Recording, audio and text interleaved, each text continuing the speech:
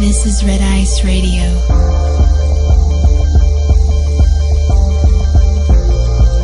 From the visible to the obscure.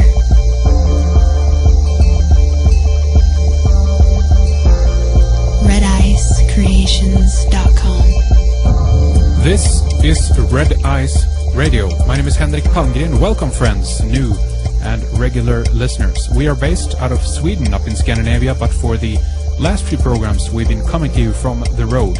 We've crossed over the Atlantic Ocean for a visit to the Pacific Northwest. We're enjoying a stay over here in the United States for a little bit, but of course we'll continue to bring you our radio program. Wherever you are, it's great to have you with us today. It's always an honor to know that you're spending some of your time with us, and it's well worth it as we continue the search for answers to many of the mysteries of this world, and that there still are many people, and I think growing as well, that want to know why we are here, where we come from, and of course where we are going.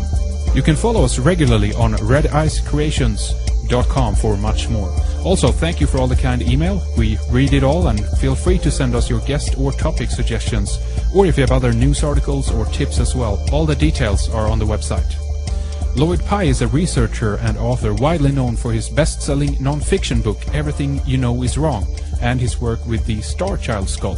Lloyd began writing in 1975. He later became a screenwriter in Hollywood in the 80s, but it wasn't until 1995 that he found his passion, writing nonfiction in the alternative knowledge category.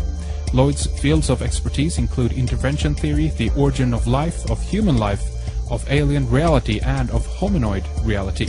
Lloyd is with us today to break down the facets of the intervention theory, based on his new ebook called Intervention Theory Essentials. And the theory basically challenges creationism, intelligent design, and evolution by offering a fact-based explanation for how life and humans came to be on Earth, this terraformed protoplanet. Much of what mainstream science professes is simply wrong, often in the face of overwhelming evidence, yet they proceed as nothing. But we are going to detail some of these inconsistencies today, so stay with us for a fascinating program.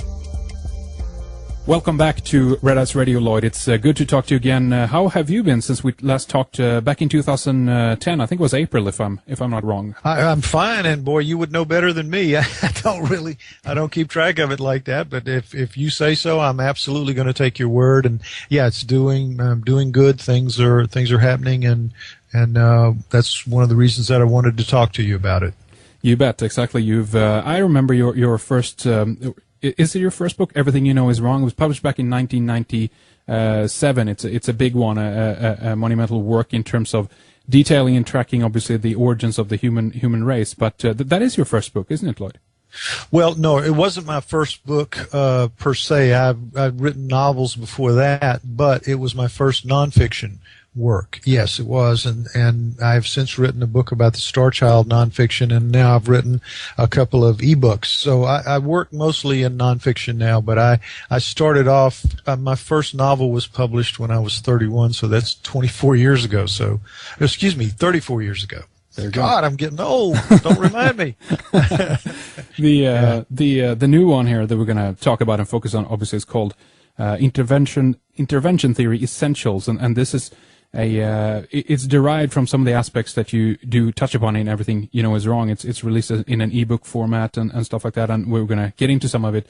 But tell us about some of the background, some of the basics of why you wanted to you've condensed the work a little bit, I guess, and semi-updated it, correct? Exactly that. In Everything You Know Is Wrong, which came out, as you said, in 1997, a lot of what was in it doesn't change. It was based on what they call deep history, and deep history doesn't really alter. It is what it is, and you make of it what you will. But other aspects of it do change, and did change over time. So in the 15 years or so since that was written, or that was published anyway, there have been a lot of changes and things that we've learned, upgrading in our knowledge, particularly in the area of genetics, but also of cosmology and other areas as well. And I keep up with all of that to the extent that I can. So people have been just bugging me for the last, literally decade, for the last 10 years. When are you going to write another Everything You Know Is Wrong? When is book 2? When are you going to follow up? When, and I just couldn't, because I was so busy sticking with the Starchild, and I just felt that the Starchild needed to come first. But then this new format of ebooks developed, and I did an ebook about the Starchild Skull Essentials, and I like the format so much better than the format of writing in books. You don't have to put as much detail, and you get to use many, many more photos and illustrations, so you make it a lot clearer to people what you're trying to get across. And they have much better retention, I think, from ebooks than they do from regular books, where they're reading, page after page with not that many illustrations or photographs. Yeah. But ebooks allow for much more of that. So when I saw that I could do an ebook follow-up, an update to Everything You Know Is Wrong, at least parts of it, I decided to take some time out from the Starchild work, but I had intended it to be only about 150 to 200 pages, ebook pages, and it ended up being 350. So it got away from me a little bit, but there was just so much to say and do. And once I started doing the research of the new evidence and what was available, I just found there were so many things that had changed and were amazing, and all of the new stuff, all of it pointed toward what I had been saying all along in Everything You Know Is Wrong. So all it had done was enhanced my position regarding intervention theory. So I decided to just go ahead and do that ebook to the best, to the best degree that I could. And so now I have it, and it's out, and I'm really very pleased with it. And it's only been out about a week, and we've had, a couple of hundred readers, I think, by now, and they're just knocked out by how clear it is and how informative it is and how much fun it was to read. And it's a very easy format to read and write too, for that matter. It's just fun. It's just a fun reading experience, and that's what I think has attracted the people to it who have already read it, and the ones that are going to read it are going to find that out for themselves. So this new ebook thing, I really honestly don't know if I'm ever going to do another book in these fields, because this ebook format works so well, and it's so instructive, it's so educational. When you finish it, it's in your head so much better than it is in a book that you read, because of all the visual stimulation that you get as well with all the photographs and illustrations. I think it's the wave of the future, and I'm glad that I'm getting on it early. Yeah, I think so too. I mean, I've heard from other people, they even started to embed some videos and stuff in there, and they can update in a different way, and it's a different approach altogether. That's another thing, I should have mentioned that. You're right. Not that I have any videos in there, but updating and changing, which I have done with the Starchild book. Now, let me say that. The Starchild ebook, I have already had to update that 4 different times, because we have gotten more new information each time that required a new update of the genetics part of it. As we recover more genetics, I add those and make it as current and up to date as I can every time we get that information. So that's what's great about ebooks. It's a relatively simple, compared to a book, I mean, there's no comparison. It's a relatively simple change to make it as current and as updated as it can be, and that's an exciting aspect of it as well. Absolutely. The intervention theory is it's always I've always been interested in that theory overall. It's the option that we can begin to look at finally, that goes actually beyond the, if you will, Hegelian dialective of either God or evolution, you know what I mean? And or nature, right. Exactly. And I go over that in the book. Everyone thinks, and in the new video that we posted last night that you have as well, and people might want to take a look at that. The basics of it are, as you said, it's either God did it or nature did it. It can't be both. There's no room for both. One has to win that argument. And there's never any discussion of a third option. And generally that when two opposed views are so diametrically opposed as the God versus nature argument is, that neither one of them can be right, because if both of them can stand there and slug it out year after year after year, it's obvious that neither one of them is 100% right, because if they were, there wouldn't be an argument. So there has to be a middle ground. The truth has to lie in the middle ground somewhere else than these two positions, God and nature. So where might that be? That is what intervention theory is. Intervention theory provides a viable third option for how the origins of everything begins. God didn't do it. Nature didn't do it. What intervention theory says is, as I say in the book and in the video, they did it. Capital T-H-E-Y. They did it. And then you say, well, okay, what are they? Who are they? They, people call them aliens. They call them EBEs, extraterrestrial biological entities, whatever you want to call them. I choose to call them in the ebook terraformers. I call them terraformers, and everything is wrong as well. Because to me, Sitchin and others, and myself included, I think Sitchin's work with the Sumerian text is excellent. But it focuses on how we came to be, who created us, who created humans. And the arguments that are made in Sitchin's work for the Sumerians being the hands that guided that creation, I really buy into that. I think that has a very good chance of being the truth. But what I see, what my research has turned up over the years, is that the earth itself has been terraformed to support life from the very beginning, as it began to coalesce out of the primordial cloud of dust and gas that has been theorized to be how all of the planets in the solar system, and not just in our solar system but everywhere, come to be. Swirling clouds of dust and gas, and those things aggregate and form planets and moons and other astral bodies and suns, and you have a solar system. Well, as ours was forming from the time it began to form at 4.5 billion years ago, from not too long after that, Earth, I believe, from everything I can see, is being terraformed, is being deliberately built to support life, to support advanced life, to support complex life. And when you look at what is required for that to happen, everything that's needed, just when it's needed, is supplied in exactly the right way, exactly the right stuff to make it all work, to make a terraforming project work. The mind-boggling thing about it is that we're talking about 4.5 billion years, billion with a B. That is a long time. So these terraformers, whoever they are, and I say this in the books, they have no concept of time as we understand it. There is no time for them. Time is meaningless to them, whoever they are, whatever they are.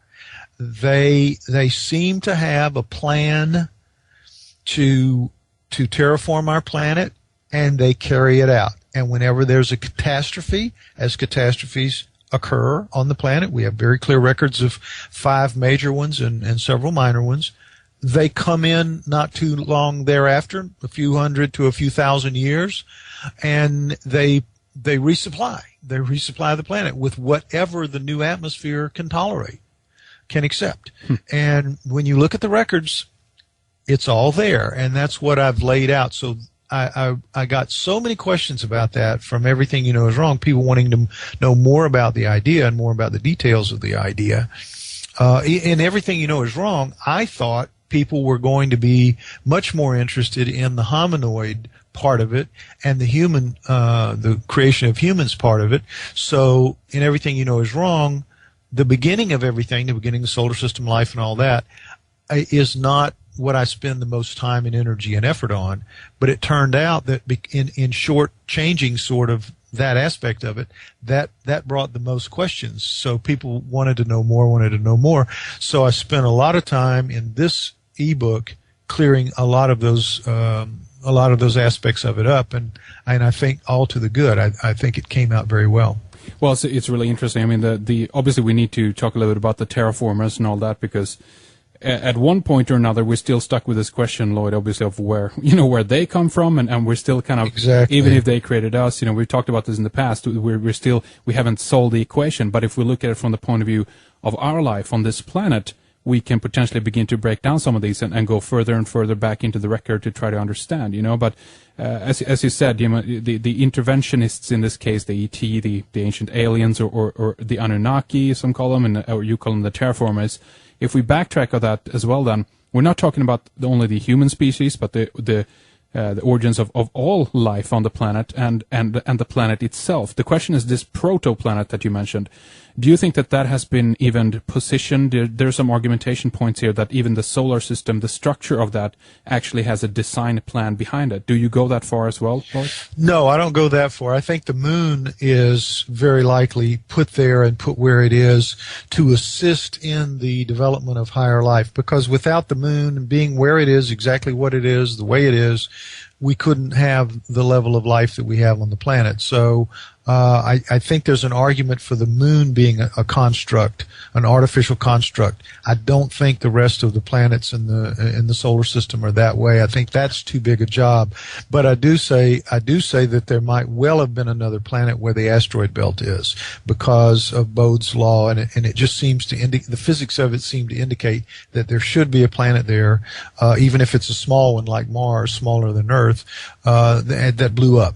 And that could, the history, we are so far behind in understanding the reality of our solar system, of our planet, of life on our planet, that honestly, as you and I sit here talking right now, we are every bit as ignorant in relation to the truth as were the people 300-400 years ago who were absolutely convinced that the earth was flat and it was the center of everything that they could see in the sky. Yeah. They believed they had no knowledge to indicate otherwise to them, so they were utterly convinced that they were right. Well, that's how our scientists are today. They will not let information in that contradicts their current opinion that their earth is flat and their earth is the center, or their knowledge base is the center of everything. But in reality, we're as ignorant today of the real truth of it, the real reality, as those people were 300-400 years ago. And people 100 years from now, just because things move so fast, people 100 years from now, 150 years from now, are going to look back on us and think that we are just laugh at how stupid and silly and egocentric we are. Well, I hope we move on, Lloyd, because we think we have everything figured out right now, don't we? That's part of what I'm trying to do. Yeah. At least move us to the next rung on the ladder. I'm not saying I can get us to the end. Obviously, that can't happen. But we do need to go a step up on the real ladder toward truth, and some of the things that have to be done in order to move us to that next rung is we have to drop gravity as the cohesive force in the universe, because that's all wrong.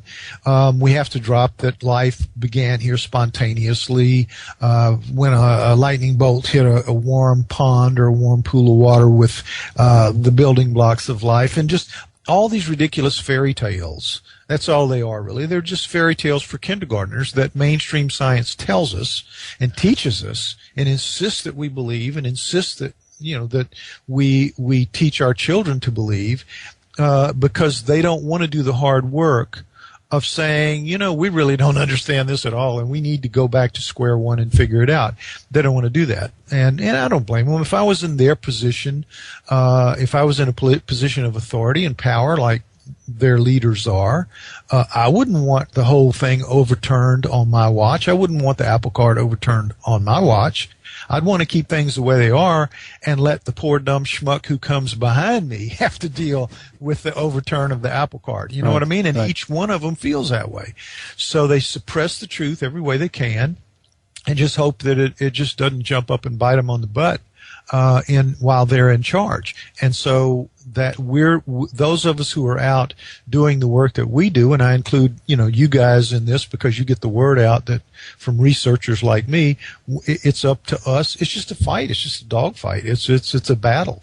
And we have to maintain an understanding that it's done out of, personal interests on their part. Not that they don't understand the truth, not that they don't know the truth.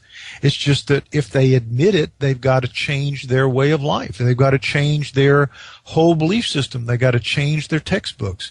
So there are a number of truths that I go over in the book that I think have to be done away with. The lies that we're told and the lies that we believe have to be done away with, and we have to accept some new truths and some new realities before we can step up to the next rung on the ladder toward the truth. And then we get there, then somebody else, knowing what they can see at that next rung on the ladder, you get a whole new view of the horizon of knowledge. And from what they can see there, people like me and Sitchin and the others who do this work will see a new horizon and then bring people to the next step up. And, there may be 5 more steps, there may be 10, there may be 20 before we get to actual real understanding of reality, so that we can jump on spaceships and go around and do the incredible things that the people on UFOs, do. Yeah. They just, completely overcome gravity, travel at incredible mind-bending speeds that we can't even comprehend, and all the things that they are capable of doing. We'll either learn how to do that, or those that are watching and overseeing us will come to a decision that, hey, they have moved far enough now, it's time for us to give them a hand, and we'll get some help.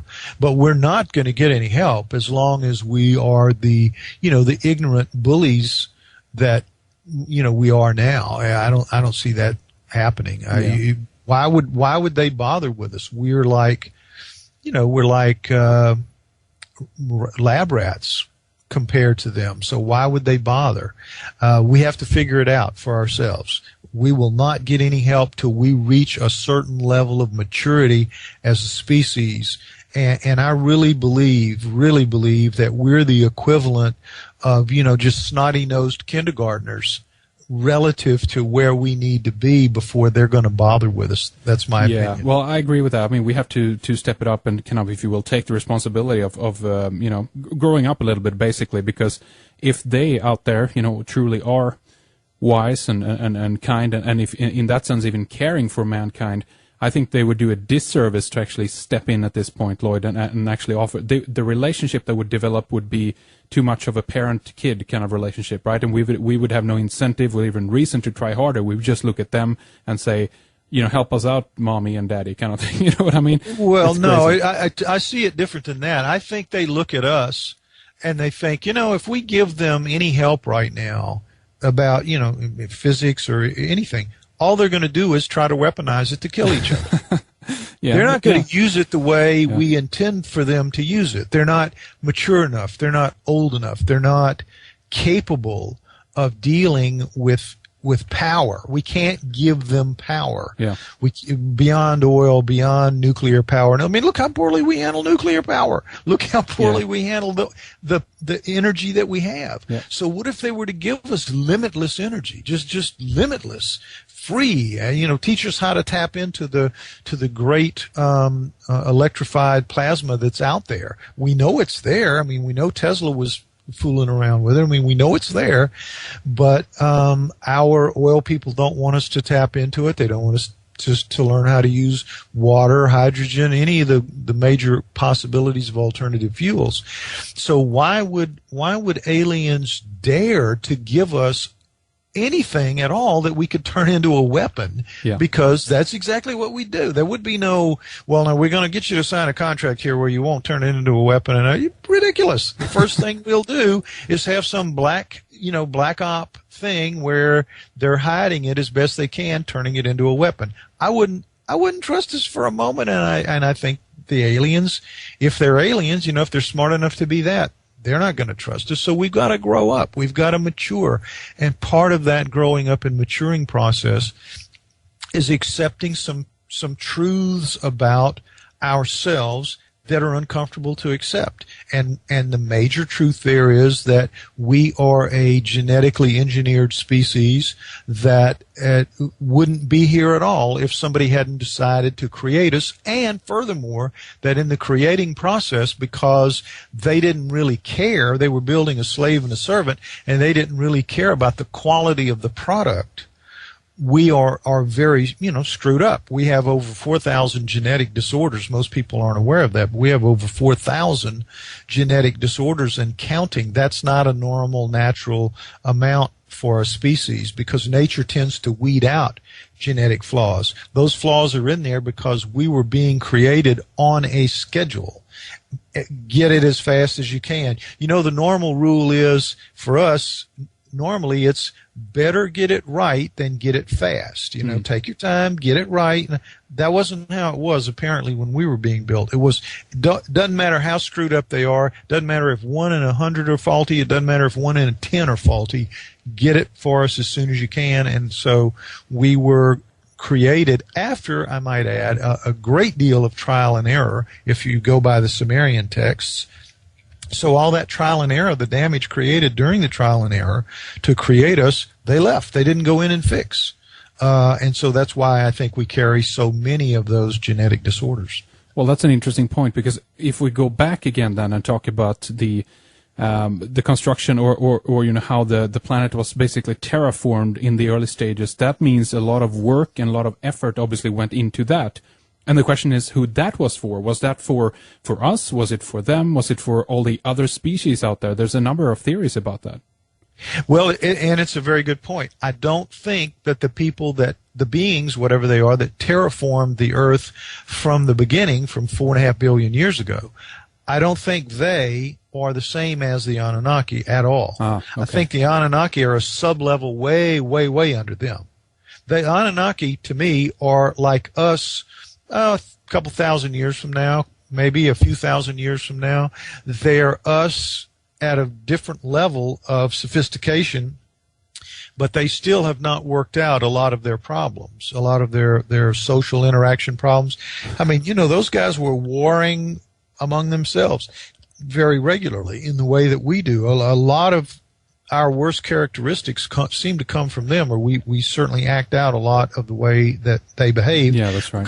Because they made us on their template. We shall make the Adamu after, in our own image, after our own likeness, which comes down in the Bible, but was in fact written first in one of the Sumerian texts.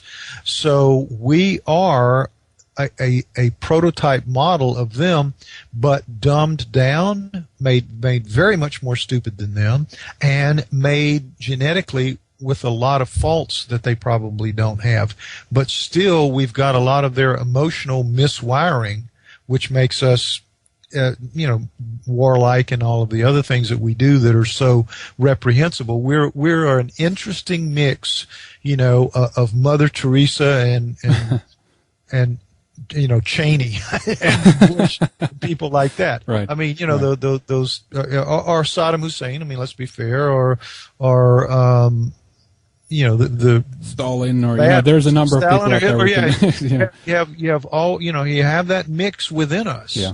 Of the good and the bad, and all of us have those capabilities. All of us have even Hitler, was supposedly nice to animals and kids, and yet he was Hitler, and I'm sure you could find good things to say about Saddam Hussein, or maybe even Cheney or Bush. Who knows? Maybe there's good things to say. I shouldn't be bringing them up because it's really not fair to pick out any particular politician. I think they're all pretty much. It's a human condition in that sense. It's prevalent across the board. If you get to that level of success as a politician, you're more or less, you're more or less worthless to begin with.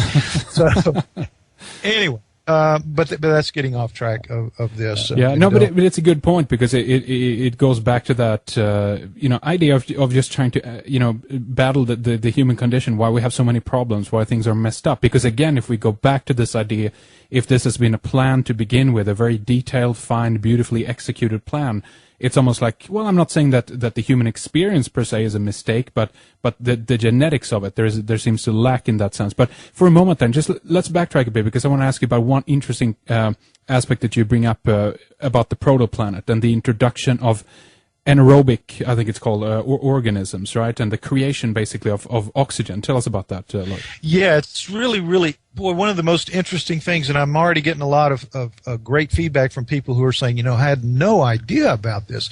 But when the planet was first forming, congealing, when it was a protoplanet, it wasn't even a planet. It was just a glob of basically lava, of just scalding, seething. You've seen films of lava oozing along. Imagine a whole planet like that. That's all it was. And it had to go through space, through the cooling of space, the frigid temperatures of space, to begin to sort of cool off and develop a crust. And that took literally millions, hundreds of thousands and millions of years. So by about 4 billion years ago, where you've got for like 500 million years, it's in that phase of pulling into a ball and making the beginnings of a protoplanet, but it's still just a seething ball of lava. Into that mass comes prokaryotic bacteria. And what science, of course, used to say was that life couldn't have formed until it had all cooled off and it was water, and lightning bolts could hit the water and life could form there. They still teach that, even though they know perfectly well, nothing like that happened at all. Yeah. The prokaryotes came at around, they began to show up in the fossil record around 3.8 billion years ago with the first rocks. There are what seem to be fossils of prokaryotic bacteria. Certainly by 3.5 billion years ago, there's no doubt about it. But the assumption is they were there probably since 4 billion years ago, or maybe before. But they couldn't leave traces because the lava was still just lava. But the thing is, these prokaryotic bacteria are indestructible. They, even to this day, there are what are called extremophiles, and there are prokaryotic bacteria that can live in anything. You throw them in the worst environments you can imagine. Heat, salt, methane, sulfur, doesn't matter. There are some within that group that can make their way there and thrive. So if you were going to terraform a seething protoplanet, and not just one. Imagine that this must go on hundreds and thousands of places around the galaxy, and then all the other galaxies out there.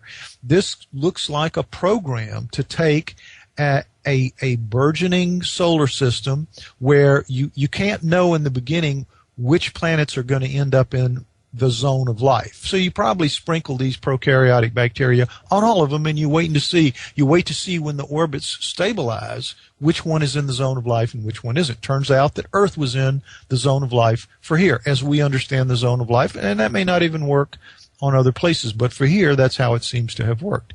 So our prokaryotic bacteria did what prokaryotic bacteria are going to do on every planet that they're put on. They are anaerobic, meaning they don't need oxygen. But in their life processes, as they live and die and live and die and live and die, they are producing oxygen. Now, what is the important part of oxygen? It is needed for a protoplanet to tie up the free iron, because iron, everyone agrees, is one of the most abundant elements out there. Everywhere they look, they can find traces of iron. Iron is out there. It's a major part of everything. So as Earth was forming, it had an awful lot of free iron there. And what is iron reactive with? What is it most reactive with? Oxygen. You stick any iron bar out anywhere, in just a few days it's coated in rust. Iron is very, very reactive with oxygen. So what you have to do to make a planet stable so that you can begin to build an environment on it is you've got to tie up all that free iron, and you have to do it with oxygen. And so to do that, you have to put creatures on the planet that can create oxygen while living without it. That is what the prokaryotes did for about 2 billion years. 2 billion years of this. That's amazing. Yeah. I know. And then at the end of that, where they've got most of the free iron tied up and turned into rust. Now they're getting some oxygen moving into the water where it can support something that needs oxygen to live. And so you get a whole nother group of these single-celled bacteria, but much, much more sophisticated and much, much bigger. Eukaryotes coming around 2 billion years ago. But you would think that the prokaryotes, let's step back to them for a minute, you would think that because they're the first life form on Earth, the way we've all been taught, start as one single simple thing that then evolved by Darwinian evolution to become many other things. Well, the reality of it is those prokaryotes, there were two complete, distinct, unique groups of them. Not two different kinds like a single kind, but groups of them. Apples and oranges, just totally different. Two different kinds come, prokaryotes. And then the eukaryotes came, much bigger, and the prokaryotes have their DNA floating around loose inside their bodies, whereas the eukaryotes have their DNA in a cell nucleus. And everything after has that design of the cell nucleus. We, you and I, all of us, we are eukaryotic creatures. Everything, plants and animals, if you've got your DNA in a cell that has a nucleus, are eukaryotes. So there's the prokaryotes from the very beginning, and they're still with us, by the way, playing all over the place. The largest amount of biomass that we have are the bacteria. And then the eukaryotes. And so now the eukaryotes accelerate the building of the oxygen, because now step 2 is once you tie up all the free iron, you have to build an atmosphere. You have to build an atmosphere that has oxygen in it, or you're not going to have higher life forms. That's right. And then what's the important part of that? You have to build an ozone layer. You have to build an ozone layer to shield out the sun's most deadly rays, or you can't have life grow on the surface of the earth, on the surface of the planet, or the surface of the water. And remember, all life was in the water at first. There was nothing up on the land because the sun was killing it. But once the prokaryotes and the eukaryotes working together, prokaryotes from about 4 billion years ago to about 2 billion years ago by themselves, and then the eukaryotes come at about 2 billion years, and then for another 1.5 billion until about 500,000 years ago, 500 million, I said 500,000, right, about right, 500 million years ago, 500 million years ago. And then the earth is now, the air and the water is saturated with enough to really start accepting really complex life. And so you get the Ediacaran biota for 50 million years. They're just fill the seas. Not on land yet, fill the seas, Ediacaran biota. And then at about 550 million years ago, you have this incredible event, the Cambrian explosion, which Darwinists don't even try to explain, because there's just no way to say that was evolution at work, because it all just came, relatively speaking, overnight. Whether it was a few thousand years it occurred, or 1 million years, or some try to insist it was 10 million years, doesn't matter how long it took. You had this incredible dumping of whole life forms onto the earth, into the water, and there were males and females, predators and prey, very large ones, very small ones, the whole gamut.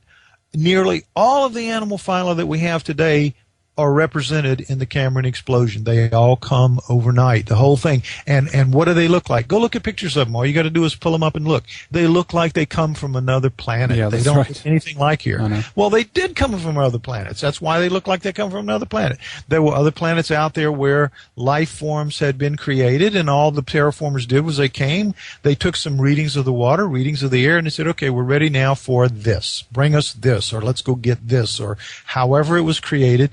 And then we got it. And then when you read through the ebook, you see very clearly how it unfolds, and you can't say anything but, boy, that really makes sense, and it does. I mean, it absolutely does.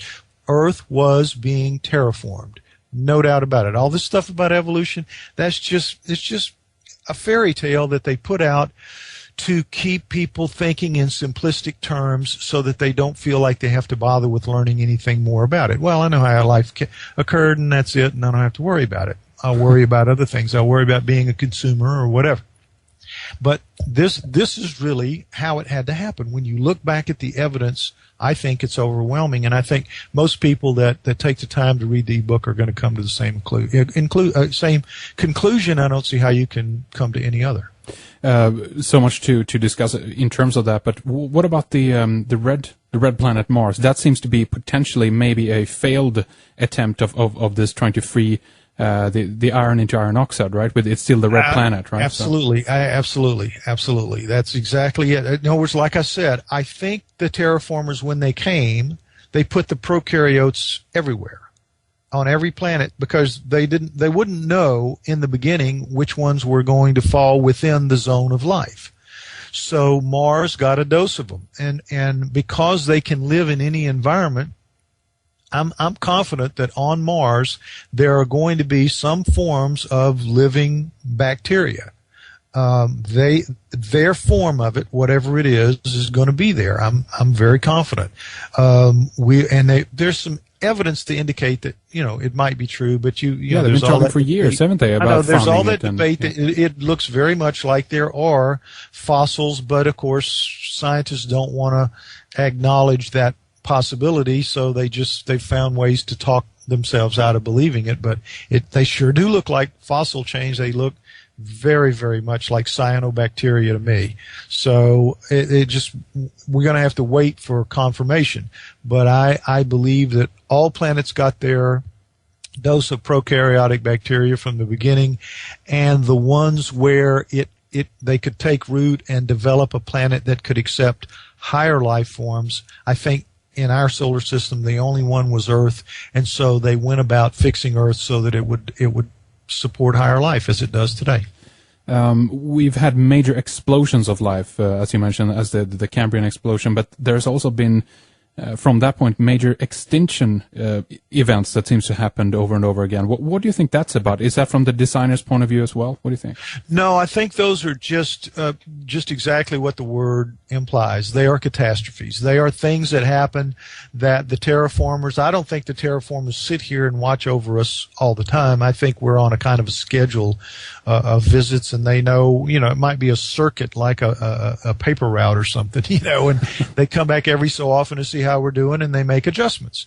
And so when catastrophes occur, I think those are caused by, really giant asteroids or something like that, striking the surface of the Earth and just wiping out anywhere. The large five, the big five, have taken out anywhere from 50 to 90% of all the life forms that were on the Earth at the time. 50 to 90%.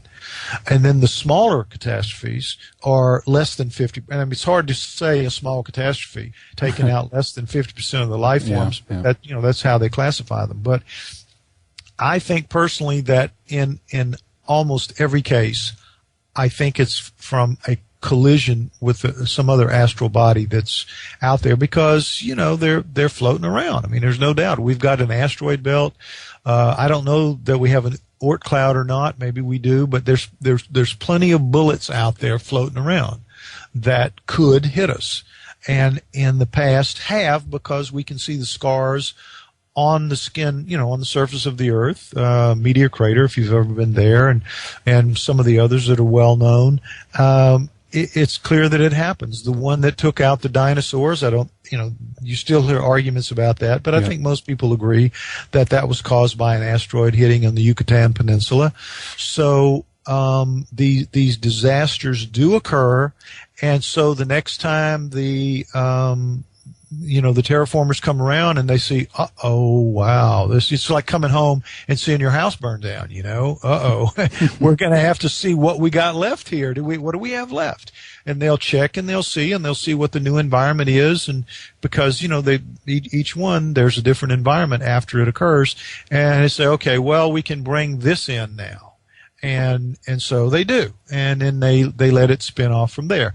Now, you have, what do they bring? They bring what I call in the book stock species. And I think stock species are ones that have the ability to branch off other forms of those species, not in the sense of macroevolution, the way Darwinists say, the way, the way evolution says it happens with slow, gradual mutational change, making gradually one species somehow turn into another species. I think that's been proven wrong. That was proven wrong 15 years after Darwin did his thing. If you go back and look at the research, it was clear that it was wrong, but it was also equally clear within 10 or 15 years after he published that it had driven the ruling religious elite into a second place role in the way people were looking at it.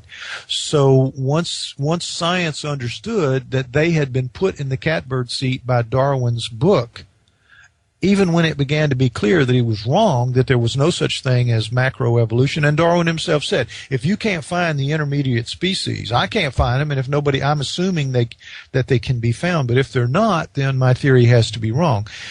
Well, that's what the missing links are all about. There are no missing links. They can't find them. They've been looking 150 years and they can't find any. They say they do, but they're lying every time. Just read the book Icons of Evolution if you want to see the size and the scale of the lies that they concoct. And I talk about that in the book, in the ebook. So anyway, it just comes to a kind of a grinding halt when you try to make the reality of life on Earth fit the Darwinian paradigm. It really doesn't work. There is no macroevolution, but there is microevolution, and that's what Darwin saw. Darwin saw changes in the beaks of finches so that while they're still finches, they're distinct species of finches. And he saw it with the shells of tortoises. While they're still tortoises, very similar to the stock species tortoise that created giant tortoises, there were dramatic changes in their shells depending on whether they browsed on low foliage or high foliage. So, it's clear that microevolution works and exists to create some new species. But in the beginning, I think Earth is delivered of loads of stock species that from then find their niches and branch off the way the finches did, the tortoises, and many others. But don't include domesticated plants and animals with any of that. There's natural species and there's domesticated plants and animals. Natural species are part and parcel of that terraforming program, I believe. The domesticated plants and animals are specifically engineered, I think, by the Anunnaki. Whoever created us created the domesticated plants and animals at the same time. According to the Sumerian texts, it was, quote, to give the gods, the multiple gods, to give the gods their ease, meaning to make this planet more home-like to them than it was when they got here. I mean, this planet Earth, this sojourn that these Anunnaki had to endure here for many thousands of years, it had to be the equivalent of what in the military you would call hardship duty. And so they had to do some things to make this place livable for them, or more livable for them. One of the things they needed at the top of the list would be slaves and servants to do their bidding and their work, which that's why they created us. But also they're going to need food that they're used to and that they're like. They're going to need animals that they're used to and that they, like and can use. And so that's where the domesticated plants and the domesticated animals came from. The Anunnaki looked around, they saw what was here, and then they started genetically manipulating it to make it more into what they wanted it to be. And if you look across all of that at the scale of the program, the way Sitchin lays it out and the way I discuss it in Everything You Know Is Wrong, it just really makes sense. It really makes sense. The evidence is there for it. And again, the mainstream is not going to jump on this because it means just a complete overturn of the apple cart of their reality. But over time, there's no getting around it. I mean, there's just no way for them to avoid it. If we're going to move toward the truth, if we're not wiped out by a catastrophe like others have been, that's going to happen. Everything, that's why I called my book Everything You Know Is Wrong. Everything that they are professing to be fundamental baseline beliefs are just wrong. They are just wrong. And it's going to prove out that that's true.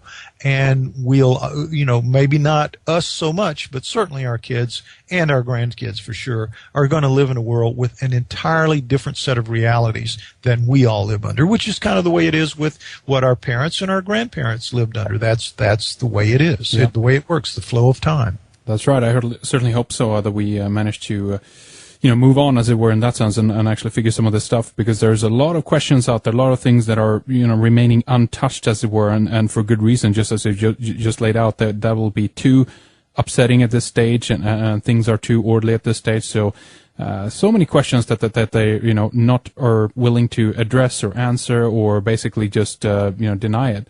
But obviously, we're kind of working our way up here towards the human, the creation of the humans. Obviously, we need to address the hominids, and I want to do that in the next segment with you, Lloyd.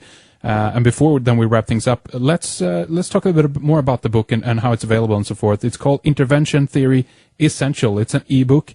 It's available on lloydpye.com, your website, and it's for download right there, then, correct? And Kindle versions right. as well? Let's get my name right for those who've never heard of me. It's Lloyd, L-L-O-Y-D, two L's, L-L-O-Y-D, P as in Paul, Y-E, P-Y-E, lloydpye.com. If you go to that, and right on the homepage, you'll see a picture, Intervention Theory Essentials, of the cover. Just click on that, and it'll take you to the page where you can download a free sample, 20 pages, first 20 pages, free sample, no problem, no questions asked, and that will give you a very good look at and a very good sense of what the book is about, how it's laid out, how it reads, and it also covers the whole thing about cosmology, the beginning, and why gravity is not the force that holds the universe together. So just in and of itself, the free sample is well worth reading.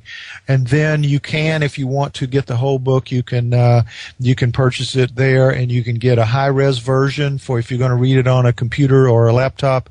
You can get a Kindle version. We're working on an EPUB version for Nooks and Kobos and others like that.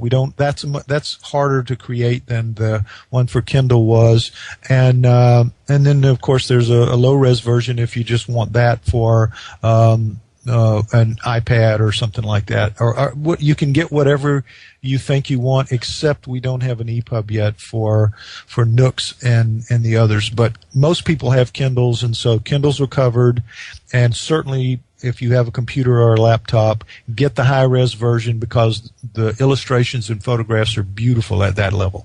Excellent. And, the Ancient Alien series that was running recently was tremendously popular. I've heard from people who previously never been interested in these kinds of subjects always, come up and talk to me now about this series, So I think it's perfect for a friend or someone who's interested in getting some of the basics, basically, backtracking on that theory alone, So I think right. If you want to, that's what it's meant to be. That's why it's called, essentials. It's just the essential stuff you need to know.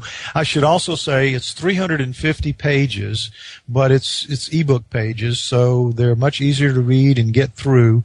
It's over 230 photographs and illustrations, so that it's very much show and tell. It's very easy to understand what's going on at every step of the way. And it's 40,000 words, so it takes the average reader about 3 hours. I mean, and people, I say that very clearly up front in the book and on the webpage, and people are saying, it really did take me about 3 hours to read. So it'll take you about 3 hours, but as I say in the book and as I say in the video, those 3 hours will rock your worldview, will change your worldview. I can guarantee it. It's truly an amazing experience, and I'm not just saying that because I created it. I'm saying it because I'm listening to the feedback from people who have got it and read it in the last week. lloydpye.com, that's the website. We will have the links up on redicecreations.com.